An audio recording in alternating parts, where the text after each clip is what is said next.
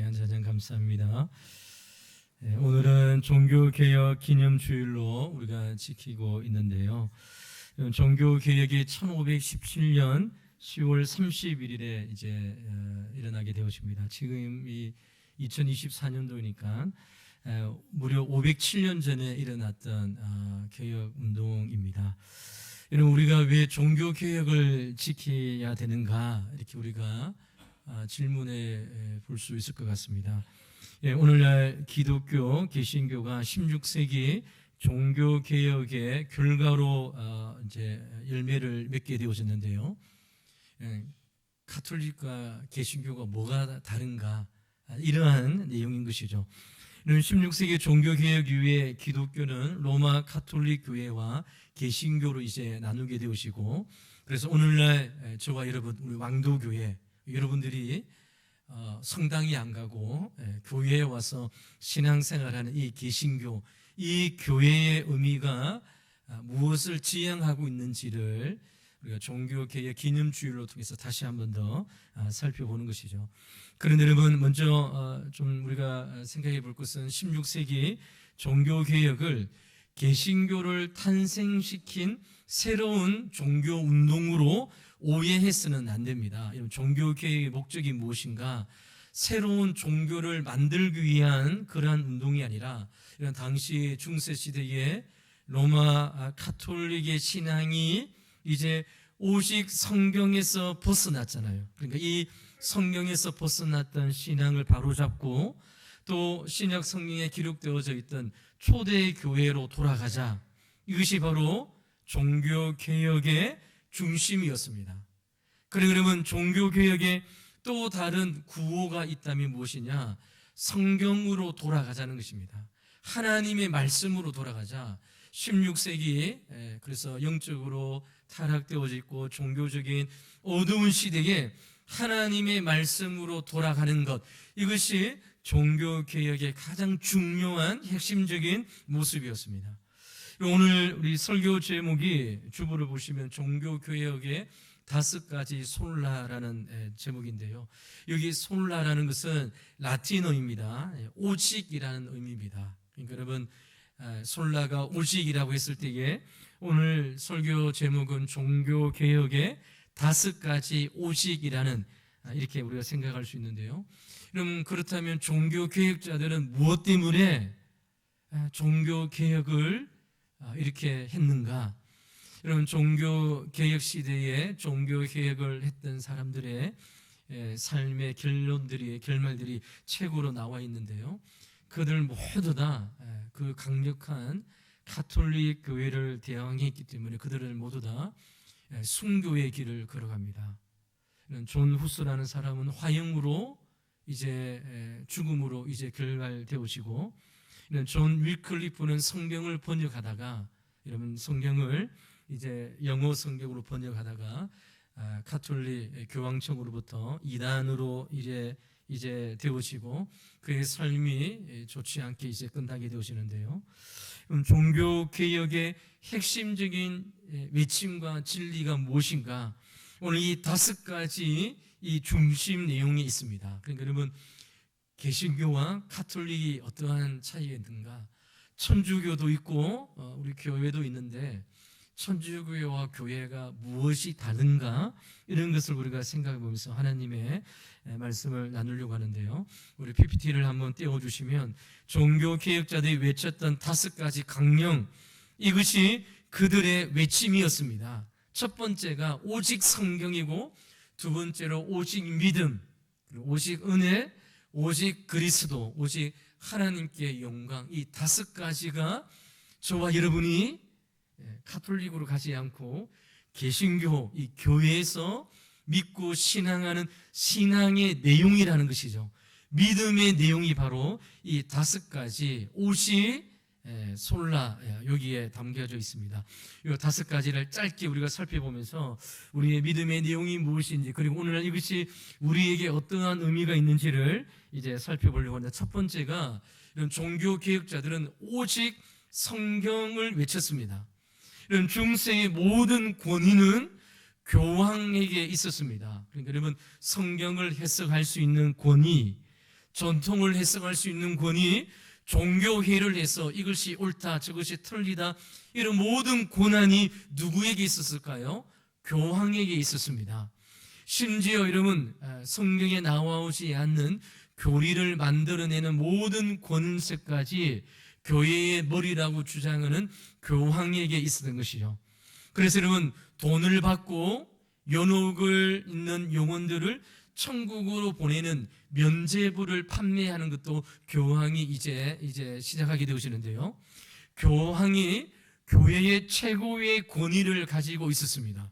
그런데 여러분 루트와 종교 교육자들은 우리 성도도가 믿고 따라야 될 권위는 교황의 권위가 아니라 성경의 권위를 우리는 믿는다는 것이죠.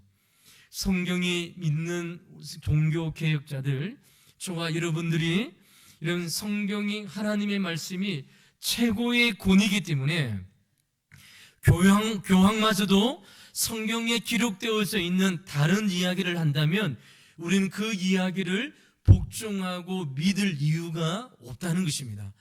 아무리 교회의 그 당시 16세기 중세 시대에 교황이 모든 권위를 가지고 사람을 죽일 수 있고 살릴 수 있는 그 모든 권한이 교황에게 있다고 하더라도 그가 이야기하는 말 중에 하나님의 성경에 기록되어져 있지 아니하면 우리는 그것을 과감하게 거부한다는 것이죠.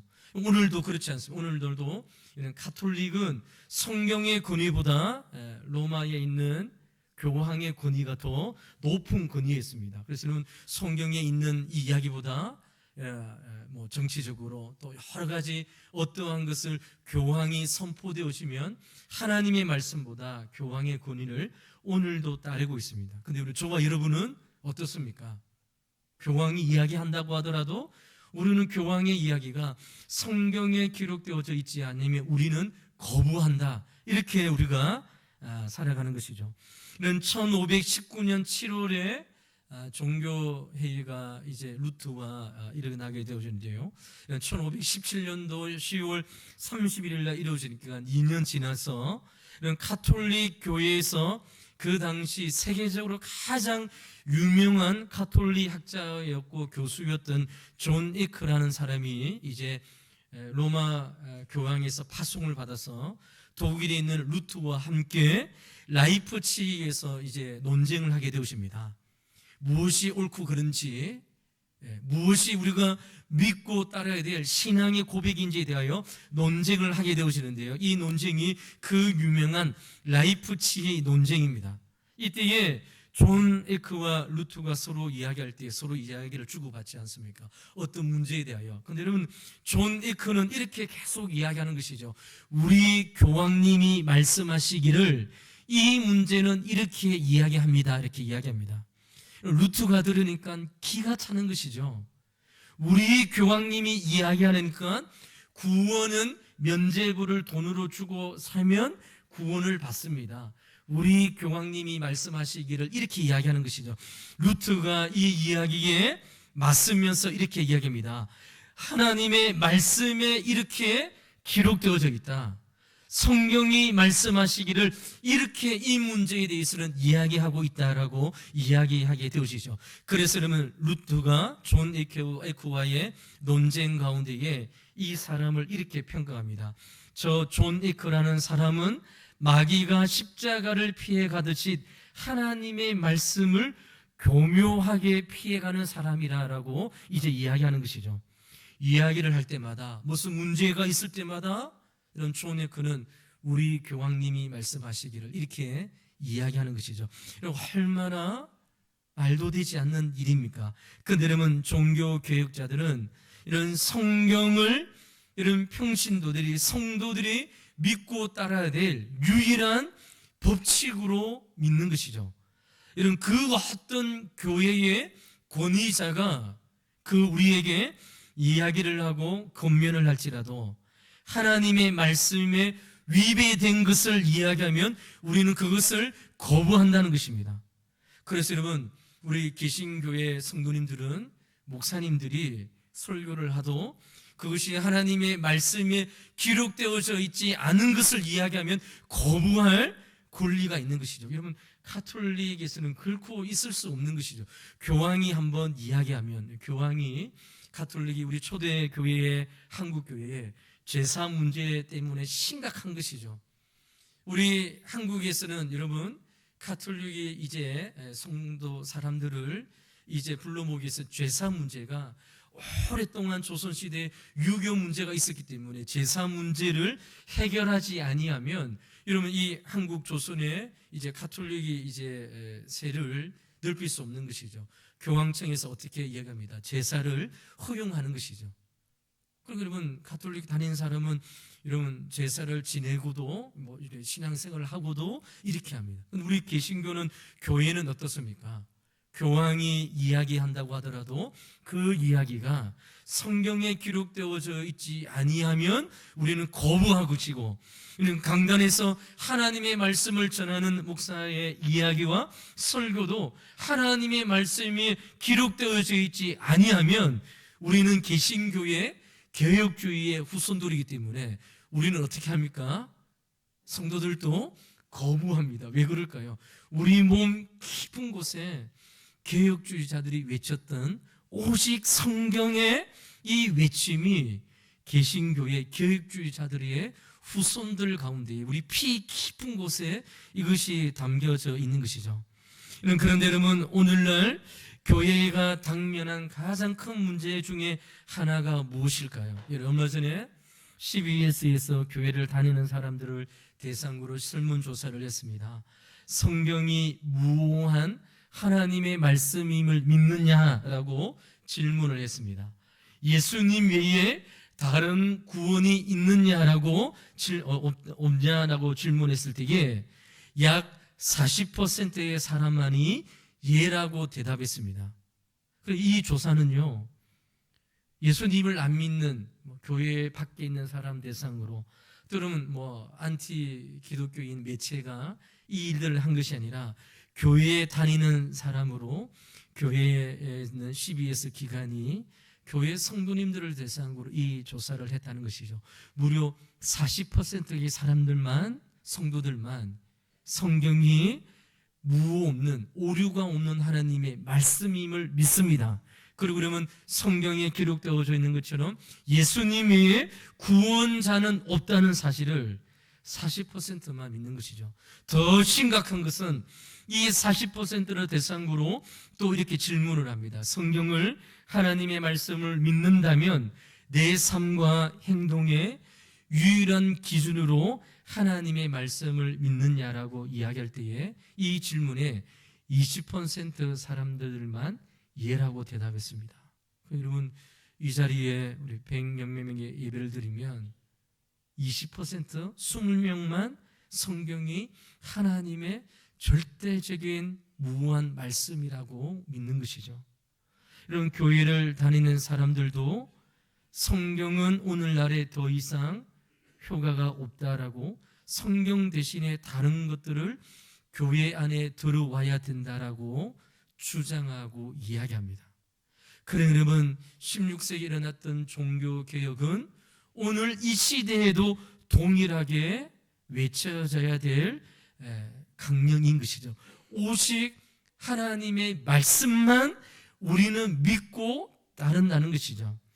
여러분, 제가 이번 주 금요 기도 시간에 제가 한번 이야기를 한 적이 있는데요. 여러분, 2025년도 목회를 준비하면서 한국 교회의 2025년도 교회의 트렌드라는 책이 이제 나와 있습니다. 거기 보면 여러분, 오늘날 우리 한국 교회의 성도들의 신앙의 삶에 대하여 여러 가지 챕터에 대해서 이제 나와 있는데요. 그 중에 하나가 무엇이냐면, 유튜브로 통해서 여러분, 자신의 신앙의 삶을 도움을 받는다는 사람들이, 거의 80%의 사람들이, 성도님들이 체크를 했습니다. 그러니까 여러분, 섬기는 교회 담임 목사님의 설교는 일주일에 한 번 25분 정도 듣고요, 나머지는 집에서 유튜브를 틀고 차 운전할 때에, 또 가정에 있을 때 유튜브를 틀어놓고 유튜브에서 나오는 다른 사람들의 설교 내용, 또 이러면 설교의 어떤 그런 세상에 돌아가는 어떤 사상과 내용들을 영향을 받는다는 것이죠.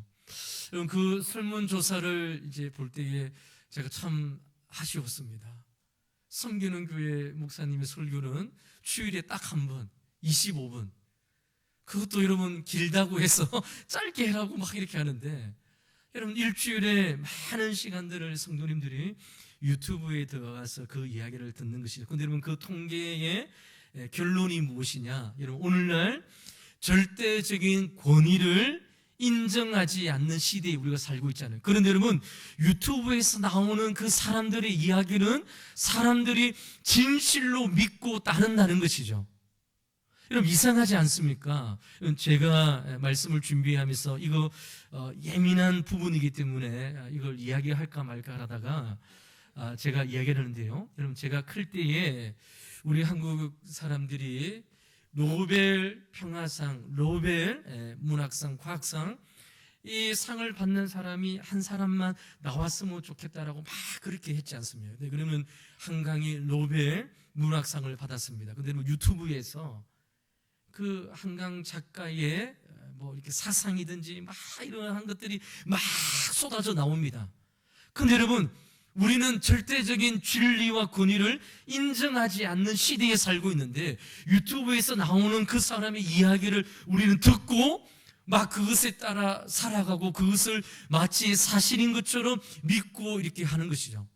그래서 여러분, 노벨 평화상을 이제 주는 그 해외 단체가 자경화되었다, 막 이런 것들이 유튜브에서 막 나오면 한국교회 성도님들이 그것을 듣고 막 그것이 뭐 진리인 것처럼 믿어버리고 신앙의 삶에 영향을 끼치는 것이죠. 그럼 제가 이야기하는 의도와 내용을 아시겠죠? 여러분, 하나님의 말씀이 진리로 받아들이는 시대가 아니라 유튜브에 나오는 사람들의 이야기와 무분별한 이야기, 그래서 제가 들어보면 정말 맞지 않는 이야기들이 수많이 등장하게 되어지는데, 거기에 영향을 받게 되어지고 그것이 진리인 것처럼 믿고 신앙의 삶을 살아가는 것이죠. 그래서 여러분, 교회에서 주어지는 하나님의 말씀에 대하여 옳고 그름이 아니라 유튜브에서 내가 믿는 사람 누군가가 이 문제에 대해서 이렇게 이야기하면 그것을 무비판적으로 믿고 따라가는 시대가 이 시대에 우리가 살아가는 성도들의 삶의 모습인 것이죠. 여러분, 포스트 모더니즘 시대가 절대적인 권위를 인정하지 않는 시대입니다. 그런데 여러분, 어떻게 AI가, 그리고 여러분 어떻게 유튜브에서 나오는 이 이야기는 절대 진리인 것처럼 믿고 살아가는 정말 안타까운 시대에 우리가 살고 있는 것이죠. 여러분, 우리 교회가 주보에 강구했던 것처럼 우리 왕도교회는 KNCC와 WCC에 속한 단체가 아니라고 강단에서 목회자가 이야기를 했습니다. 그런데 여러분, 목회자의 이야기를 거부하고 인정하지 않는 시대입니다. 여러분, 좋습니다. 오케이, 그렇습니다. 그렇다면 여러분, 유튜브에서 나온 이야기도 거부할 줄 알아야 되죠. 하나님의 말씀만 진리임을 믿고 살아가는 우리의 신앙의 근간이 되어야 되는 것입니다. 그래서 여러분, 16세기에 일어났던 종교개혁은 오늘 이 시대도 우리에게도 일어나야 됩니다. 오직 하나님의 성경, 하나님의 말씀만이 유일한 규칙이고 내 삶 가운데에 따라가야 될 유일한 말씀이 성경이라는 사실을 우리 모두 다 믿고 따라가야 될 종교개혁자들의 외침인 것이죠. AI가, 컴퓨터가 말한다고 하더라도, 여러분, 그 누군가가 이야기한다고 하더라도 나는 하나님의 말씀이 무엇이라 말하고 있는지, 그래서 여러분, 나는 하나님의 말씀에 따라 내 삶의 행동과 삶의 기준으로 삼는 것이죠. 어제 우리 학습자 교육을 했습니다. 학습자 교육 가운데에 어떠한 사람이 학습을 받는가, 거기에 보니까요, 성경 66권이 하나님의 말씀임을 믿고 그 말씀이 내 삶 가운데에 유일한 규칙임을 믿고 고백하는 자가 학습과 세례를 받습니다. 그러면 종교개혁자들의 이 외침, 오직 성경은 오늘 이 시대에도 우리 심령 가운데에 우리 교회에도 일어나야 될 하나님의 말씀의 외침인 것이죠. 그래서 사랑하는 성도 여러분, 우리의 믿음의 고백이 무엇이라고요? 오직 하나님의 말씀입니다. 그 말씀에 내 신앙의, 내 삶의 목숨까지도 여기에 거는 것이죠. 하나님의 말씀이 그렇지 않다면 그 누군가가 이야기하도 틀린 것입니다. 하나님의 말씀에 그렇게 기록되어져 있으면 우리는 하나님의 말씀임을 믿고 순종하며 살아가는 것이죠. 이것이 우리 종교개혁주의를 지나면서 오직 성령의 외침에 따라 신앙의 삶을 살아가야 됨을 말씀하고 있는 것이죠. 두 번째로 오직 믿음이라는 것입니다. 오직 믿음은 이런 루트에게 있어서 한 교회에서 가장 중요한 진리가 무엇이냐? 바로 오직 믿음이라는 것이죠. 이 오직 믿음이라는 이런 외침이 교회의 진짜 교회인지, 그리고 여러분 예수 그리스도를 믿는 진짜 교회인지, 오늘날 말하면 가짜 교회인지를 구별하는 가장 중요한 기준이 무엇이냐? 오직 믿음이라는 것입니다. 이 믿음이라는 것을 우리가 많이 들어왔습니다. 죄인인 사람이 어떻게 하나님 앞에 구원을 받고 의롭게 되어지는가 하는 것입니다. 이런 루트나 종교개혁 전에 그런 로마 카톨릭에 있는 사람들은 하나님 앞에 어떻게 의롭게 되어집니까? 이러면 고행을 하게 되어지고 금식을 하게 되어지고, 그랬으면 로마 카톨릭에서 이야기하고 주장하게 되어지는 다른 것을 따를 때에 하나님으로부터 의롭게 되어진다라고 믿었습니다. 루트도 여러분 카톨릭 사제이기 때문에 당시 이러한 가르침에 충실했습니다. 그런데 그가 하나님의 말씀을 보고, 여러분 로마서 말씀을 보고 시편을 볼 때에 하나님으로부터 의롭게 되어지는 것은 고행이나 금식이나 자신의 몸을 이제 이러면 채찍질하고 자신의 몸을 여러 가지 방법을 통해서 하는 그러한 고행의 방법이 아니라 오직 믿음으로 말미암아 하나님으로부터 의롭다 밤을 방하는 그러한 것을 받는다라고 이제 외치게 되어진 것이죠. 로마서 1장 17절 오늘 본문의 말씀입니다. 믿음에는 하나님의 의가 나타나서 믿음으로 믿음에 이르게 하나니 기록된 바 오직 의는 믿음으로 말미암아 살리라 함과 같으니라라고 말씀하고 있습니다. 복음에는 하나님의 의가 나타나서 이 의를 믿는 자는 믿음으로 시작하여 믿음으로 마친다는 것이죠. 그러니까 여러분 하나님 앞에 의롭게 되어지는 방법은 다른 방법이 아니라는 것이죠. 아무리 고행을 하고, 그래서 여러분 초대교회의 사를 우리의 책을 통해 보면 하나님 앞에 의롭게 되기 위하여 여러분 30cm가 되어지는 기둥 위에, 여러분 그리고 높이가 여러분 6m가 되어지는 그 기둥 위에 한평생 삶을 살고 그 기둥 위에서 죽게 되어집니다. 그 사람을 가리켜서 기둥 위의 성자라는 별명이 붙여지게 되어지는데요, 우리 구글에서 검색을 보면 나옵니다. 평생 하나님 앞에 의롭게 구원을 받기 위해서 이런 30cm가 되어지고, 그리고 6m가 되어지는 그 기둥 위에서 평생 그 삶을 살아가는 것이죠. 왜 살아간다고요? 하나님 앞에 의롭게 되기 위하여. 그런데 종교개혁자들은 무엇입니까? 그러한 고행과 금식을 통해서 하나님 앞에 의롭게 되어지는 것이 아니라 오롯이 믿음으로 말미암아 하나님 앞에 구원을 받게 되어진다는 것이죠. 그래서 그러면 이 칭이 이 의롭다게 되어지는 것은 법률적인 용어입니다. 법적으로 완전히 하나님께서 우리에게 말씀을 통해 주신 것이죠. 여러분 기소된 죄인이 있습니다. 그런데 판사가 이 사람을 향해 판결하게 할 때에 더 이상 이 사람이 죄가 없다라고 무죄로 선언하는 것입니다. 이것이 바로 칭의입니다. 하나님을 믿는 믿음으로 말미암아 구원을 받는다.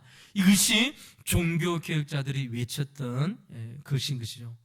여러분 마틴 루터는 이 칭의가 교회의 참된 모습이라고 했습니다. 그 교회에 이 칭의의 이 교리가 있다면 오직 믿음이라는 이 요소가 있다면 그 교회는 참된 교회라고 했다. 그러나 그 교회 안에 오직 믿음이 없이 다른 것을 이야기하고 다른 것을 강조할 때 그 교회는 참된 교회가 아니라고 이야기한 것이죠. 그리고 여러분, 오늘날 개신교회 가운데 구원을 받기 위해서 돈을 요구한다든지, 여러분 예배 드리는 사람들에게 다른 것을 이야기하고 가르치면 그 교회는 참된 교회가 아니라는 것이죠. 오롯이 믿음으로 말미암아 하나님부터 의롭게 되어짐을 종교개혁자들은 외쳤던 것이죠. 여러분, 올 우리 그 부활절을 앞두고 고난주간을 보낼 때에 제가 한번 주보로 강구한 적이 있는데요, 우리 개신교회에서는 그 사순절이라는 용어도 사용하지 않는다고 했습니다. 가톨릭에서는 사순절이라는 용어를 사용하게 되어지는데 왜 그렇다고 했습니까? 이 사순절 기간에 믿는 개신교회 성도들이 우리는 묵상해야 될 것은 예수 그리스도, 그 본질에 우리는 집중하는 것이죠. 그런데 여러분, 사순절 기간에 성도들이 무엇을 할까요? 다른 일들을 하는 것이죠. 고행을 하게 되어지고 다른 엉뚱한 일을 하게 되어지니까 우리 개신교에서는 사순절 이 용어도 쓰지 말자, 온전히 이 기간에 믿음으로 말미암아 구원을 받는다는 이 사상, 이 이야기에 대하여 우리가 강구를 한 적이 있습니다. 이런 종교개혁의 이 외침이 오늘 우리에게도 필요합니다. 하나님 앞에 의롭게 되어지는 것은 여러분 고행과 금식과 다른 일을 통해서 의롭게 되어지는 것이 아니라 오직 믿음이라는 것이죠. 그러면 세 번째로 오직 은혜를 외쳤습니다. 이 오직 은혜는 예수님을 믿게 되어지는 것이 나의 자력으로 예수님을 믿게 되어진 건가, 아니면 하나님의 은혜로 말미암아 구원을 받았는가 하는 것입니다. 이 자리에 우리 사랑하는 성도님들이 있는데 한번 생각해 보시기 바랍니다. 내가 이해를 되어지고 내 스스로 능력과 힘으로 교회당에 나와서 예배를 드리는 건가, 아니면 하나님께서 은혜를 베풀어 주셔서 내가 이 자리에 앉아있고 구원을 받은 것이죠. 여러분 어떻게 생각하십니까?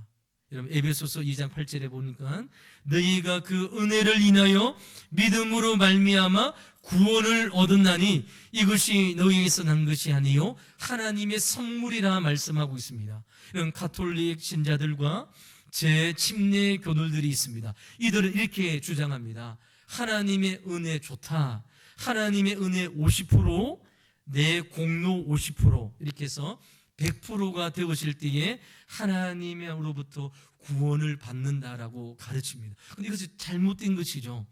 우리가 하나님 앞에 구원을 받는 것은 전적으로 100% 하나님의 은혜입니다.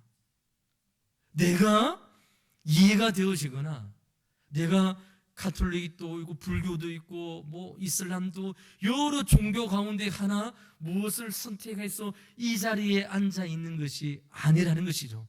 내가 이 자리에 앉아 있는 것은 전적으로 하나님의 은혜다. 하나님의 불쌍히 여겨주시는 하나님의 은혜로 말미암아 구원을 받았다는 것이 종교 개혁자들이 외쳤던 그러한 모습인 것이죠. 종교 개혁자들, 마틴 루터와 존 칼빈과 같은 종교 개혁자들은 하나님의 전적인 은혜로 말미암아 구원을 받았다, 하나님 앞에 자랑할 것이 없다라고 이 오직 은혜의 교리를 외쳤습니다. 여러분 사도 바울을 기억해 보시기 바랍니다. 사도 바울이 자기 자신을 고백할 때에 이런 사도 바울이 기록해졌던 서신서 가운데에 제일 마지막에 기록되어지는 것이 디모데 전후서입니다. 거기에 자기 자신을 가리켜서 무엇이라 말합니까? 자기는 죄인 중에 괴수라고 고백합니다. 여러분 디모데 전후서는 여러분 그게 영적인 아들인 디모데에게 기록했던 서신서인데요, 그 서신서에게 자기가 무엇이라 말하느냐, 나는 죄인 중에 괴수라고 하는 것이죠. 이 괴수라는 이 단어는 프로토스라는 단어입니다. 이 프로토스라는 단어는 하나님께서 이 세상에 오셔서 죄가 많은 사람으로부터 일렬로 줄을 쭉 세운다면 사도 바울은 가장 죄가 많은 사람으로 하나님의 앞에 제일 먼저 설 사람, 죄인 중에 괴수라는 단어가 바로 이 의미인 것이죠. 다른 사람보다, 그 어떠한 사람보다 하나님 앞에 섰을 때에 하나님의 진노와 하나님의 심판을 받을 사람이 나이다. 내가 죄인 중에 괴수라는 사실을 사도 바울이 고백하고 있는 것이죠. 인생의 마지막입니다. 3차 전도 여행을 통하여 가는 곳곳마다 그리스도의 복음을 전했던 사도 바울의 고백이 무엇인가? 죄인 중에 괴수라는 것이죠. 오롯이 하나님의 은혜로 말미암아 내가 살아가고 있다는 사실을 증거하고 고백하는 것이죠. 이것이 저와 여러분들이 종교개혁주의를 기념하면서 고백되어야 될 하나님의 믿음의 고백인 것이죠. 이 자리에 있게 되어진 것, 이 세상의 수많은 사람들 가운데에 하나님께서 저를 불쌍히 여겨주셔서 이 자리에 앉게 되어서 예수 그리스도를 믿는 믿음으로 소망 가운데 살아가게 되어진 것이 하나님의 전적인 은혜이다. 나는 이 사실을 믿고 신앙의 삶을 살아간다. 그래서 여러분, 가톨릭도 아니라 다른 것도 아니라 내가 개신교 또 여러분 교회를 통하여 이 오직 은혜를 고백하는 것이죠. 여러분, 오늘날 기독교 교단 안에 이 오직 은혜를 파괴하는 자들이 있습니다. 자유의지론을 가르치는 교수들과 목사들이 있습니다. 그러면 제가 유튜브를 보면 우리의 신앙과 맞지 않는 것들이 무분별하게 많이 나오게 되어지는 것이죠. 내 노력 50%, 내 하나님의 은혜 50%를 통하여 하나님 앞에 구원받는, 그래서 여러분, 믿는 성도들이 잘못 들었을 때 오해하게 만들어지는 수많은 내용들이 나오게 되어지는 것이죠. 그러나 성경은 변함없이 우리에게 이야기합니다. 오직 하나님께서 주시는 선물로 말미암아 구원을 받게 되어진다는 것이죠. 요한복음 1장 12절과 13절 말씀입니다. 영접하는 자 곧 그 이름을 믿는 자들에게는 하나님의 자녀가 되는 권세를 주셨으니 이는 혈통으로나 육정으로나 사람의 뜻으로 나지 아니하고 오직 하나님께로서 난 자들이라 라고 말씀하고 있습니다. 나의 나됨은 오직 하나님의 은혜이다. 이것이 저와 여러분이 외쳐야 될 신앙의 고백이라는 것이죠. 그 다음 오직 그리스도라고 그들은 외쳤습니다. 이것은 이러한 것입니다. 이런 중세 로마 가톨릭은 하나님과 성도들 사이에 무엇이 있었습니까? 사제와 신부가 있었습니다. 그런데 여러분, 성도들이 하나님 앞에 기도하기 위해서도 누구를 거쳐야 됐을까요? 사제와 신부를 찾아가는 것이죠. 그런데 여러분, 종교개혁자들은 결코 그렇지 않다. 하나님과 우리 가운데는 오직 그리스도 한 분만으로 하나님 앞에 나아갈 수 있게 되어졌다는 것입니다. 그래서 여러분, 오늘날 이런 로마 가톨릭은 이런 사제가 진행하는 7성례라는 것이 있습니다. 너무나도 중요하게 가르치고 7성례를 주장하는 것이죠. 그래서 여러분, 결혼식도 7성례 가운데 하나 들어가겠습니다. 우리 개신교회 성도님들은 믿는 직분자 아이들도 여러분 목사님 모시고 예배식으로 하지 않는데, 이들은 이런 결혼도 7성례라고 생각해서 여러분 너무나도 중요하게 이것을 지키고 있는 것이죠. 근데 잘못된 것인 것이죠. 하나님과 성도들 사이에 신부를 통하여 하나님의 은혜를 받을 수 있다라고 생각합니다. 가톨릭 7성례가 그들은 너무나도 중요한, 오늘도 이 성례의 7성례 가운데에 그들은 따라 살아가고 있습니다. 그러나 여러분, 종교개혁자는 아니다. 오직 예수 그리스도라는 것이죠. 그래서 여러분, 오늘날 가톨릭 이러면 우리 저기 명동 성당에 가보면 이러면 고해 성사하는 데가 있습니다. 똑똑똑하면 그 안에 있는 신부가 이렇게 문을 엽니다. 그러면 죄를 지은 사람이 신부에게 죄를 고백하면 신부가 하나님 앞에 죄를 용서하는 기도를 들을 때에 죄가 용서되어진다고 합니다. 우리 개신교, 우리 교회를 믿는 성도들은 아니다. 내가 하나님 앞에 예수 그리스도를 의지하고 나아갈 때에 주님께서 나의 죄를 용서하여 주시고 나와 함께 해주심을 믿는 믿음으로 살아가는 것이죠. 여러분, 이것이 바로 오직 그리스도라는 믿음의 고백인 것이죠. 여러분, 마지막으로 종교개혁자들은 오직 하나님께 영광을 외쳤습니다.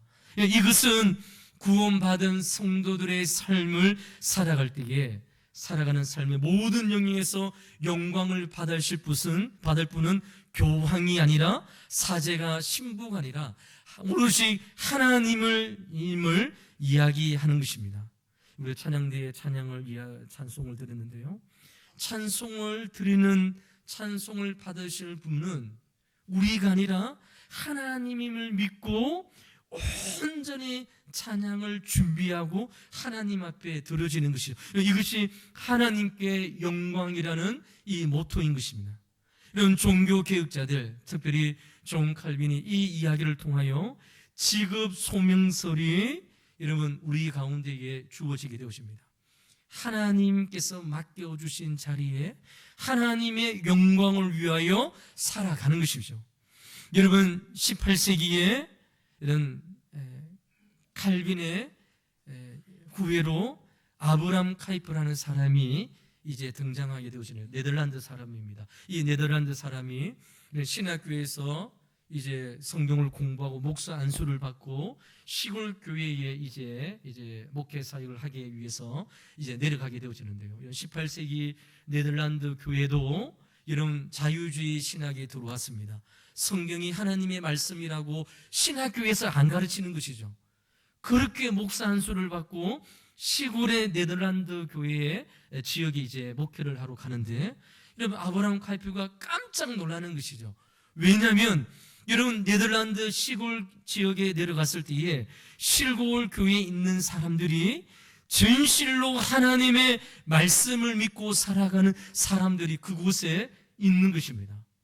여러분, 빵을 굽는 사람들이 있는데요, 빵을 굽는 사람들이 그 사장님이 어떠한 마음으로 빵을 만드느냐, 하나님 앞에 들어지는 빵이다.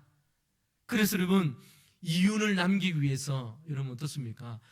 우리 국내 보리밀이면 비싸니까 여러분 그 외국의 수입 막 섞어서 이렇게 막 파는 것이 아니라, 여러분 그 지역에 가서 빵 가게에 들어가 보니까 진짜 하나님 앞에 들어지는 마음으로 빵을 굽는 사람들이 있는 것이죠. 하나님의 영광을 위하여 살아가는 직업 소명설에 따라 하나님의 영광을 살아가는 자들이 있었습니다. 여러분, 장사하는 사람들이 있습니다. 그 가게에 보니까 여러분 이윤을 남기기 위해서는 여러분 저울을 속이든지 뭐 어떻게 하든지 이렇게 장사를 위해서 이윤을 남기는데, 이윤을 최소하게 줄여서 진실로 하나님 앞에 영광을 돌리기 위하여 장사하는 사람들이 네덜란드 시골 교회 오래된 지역에 하나님의 말씀을 믿는 자들이 있는 것이죠. 그 지역의 사람들을 연구하고 바라보니까 이런 종교 개혁자들이 외쳤던 오직 하나님의 영광에 따라 살아가는 사람들이 있었다는 것이죠. 하나님께서 맡겨주신 자리에서 하나님의 영광을 위해서 살아갑니다. 정치하는 사람이 있습니다. 정치하는 사람이 여러분 속해 있는 정당의 유익을 위해서 정치하는 것이 아니라 하나님을 위해서 정치할 때에 그 지역과 그 나라가 하나님께서 기뻐하시는 영광의 장소로 되어지기 때문에 하나님의 영광을 가지고 이런 믿는 성도들이 정치할 때에 그 나라와 민족이 하나님께서 기뻐하시는 나라로 바뀌어지는 것이죠. 이것이 종교개혁자들이 외쳤던 하나님께 영광이라는 삶의 모토였습니다. 내가 직장을 다니면 그 직장의 상사와의 관계 이런 것도 중요하지만 이 직장이 하나님께서 주신 장소이다. 믿는 성도들이 여러분 믿는 성도들이 믿지 않는 사람들이 하는 방식으로 사업장을 꾸려가는 것이 아니라 하나님 앞에서 하나님의 영광을 위하여 살아갈 때에 하나님께서 기뻐하시기 때문에 하나님의 말씀에 순종하는 자들이 있을 때에 그 마을과 그 나라와 그 민족이 하나님께서 기뻐하시는 민족으로 바뀌어진다는 사실을 18세기에 아브라함 카이프가 이 일들을 보게 되어지는 것이죠. 그가 이제 여러분 네덜란드를 여러분 자유주의 신학교가 들어있던 그 시대를 존 칼빈이 외쳤던 오직 하나님의 영광을 위하여 그의 삶의 목숨을 던지는 것이죠.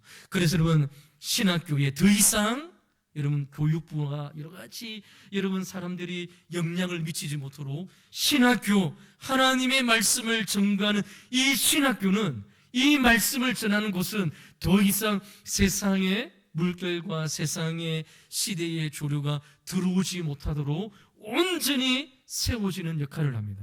지금으로 말하면 여러분 기독교 학교에 안 믿는 사람들이 교수가 되고 선생님이 들어올 때에 여러분 국회법으로 거부할 법이 없는 것이죠. 오늘날 이런 교육법이 그렇게 되어져 있습니다. 그때에 아니다, 하나님의 말씀의 영광으로 살아가는 한 사람의 헌신을 통하여 여러분 복음을 지켜내고 하나님의 말씀을 믿는 자들을 지켜내는 일들이 일어난 것입니다. 그러나 여러분 하나님께 영광은 오늘날도 마찬가지입니다. 하나님께서 나에게 맡겨주셨던 그 삶의 자리에서 하나님의 영광을 위하여 최선을 다하여 살아갈 때에 어두움이 물러가고 하나님께서 기뻐하시는 믿음의 나라가, 믿음의 일들이 일어나게 되어지는 것이죠. 여러분 오늘날 우리 국회의원들 중에 예수님을 믿는 사람이 없을까요? 있습니다. 그들이 하나님 앞에 영광을 위하여 이 일들을 감당할 때에 한 사람의 삶을 통하여, 그래서 그들은 그 자리에서, 우리는 어떻습니까? 직장에서, 사회에서, 내게 맡겨주셨던 주부이면 가정에서 이 일들을 감당할 때에 하나님의 영광을 위해 살아갈 때에 하나님의 나라가 임하게 되어짐을 종교 개혁자들은 외쳤다는 것이죠. 오늘 우리에게도 필요합니다. 내가 주어진 자리, 나에게 맡겨주신 자리, 내가 사업을 합니까? 직장을 합니까? 그리고 그러면 여러 가지 맡겨진 일들이 있습니까? 그 자리에 하나님의 영광을 위하여 살아가는 것이죠. 빵을 굽는 사람은 거기에 잘못된 것 첨가하지 않고 하나님 앞에 드려내는 빵이다, 이러한 마음으로 살아갈 때에 이 장소, 우리 대한민국이 하나님께서 기뻐하시는 믿음의 나라로 바뀌어질 것을 종교개혁자된 일들을 통하여 외치던 것이죠. 사랑하는 성도 여러분, 이제 말씀을 맺도록 하겠습니다. 여러분 1517년 일어났던 종교개혁을 왜 우리가 지키고 따라가야 되는가? 오늘 우리가 나누었던 이 5가지 5대의 강령은 오늘도 교회를 통하여 반복적으로 계속해서 끊임없이 일어나는 종교개혁의 모습이라는 것이죠. 교회가 타락할 때, 교회가 세상으로부터 힘을 잃어버릴 때마다 우리는 이 5가지 5대의 광명을 잃어버렸습니다. 교회가, 성도들이 하나님의 말씀을 믿지 않으니, 하나님의 말씀에 따라 살아가지 아니하니 교회에 무슨 힘과 성도의 힘이 있겠습니까? 그러므로 종교개혁은 오늘도 우리 교회를 통하여, 우리 조국교를 통하여, 우리 사랑하는 성도님들의 믿음의 삶을 통하여 반복적으로 끊임없이 개혁되어져야 된다는 것입니다. 사랑하는 성도 여러분, 종교개혁의 후예들입니다. 저와 여러분들은 여러분 카톨릭에 가지 않잖아요. 교회에 와서 신앙과 믿음의 삶을 살아갑니다.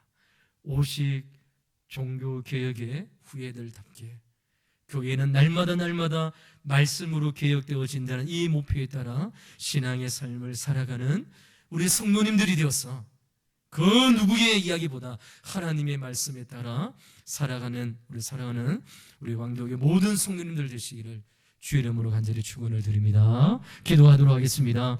하나님 아버지, 오늘 우리 종교개혁 주인을 맞이하여 1517년 전에 일어났던 하나님의 외침, 또 종교 개혁자들의 외침에 대하여 하나님의 말씀을 함께 나누었습니다.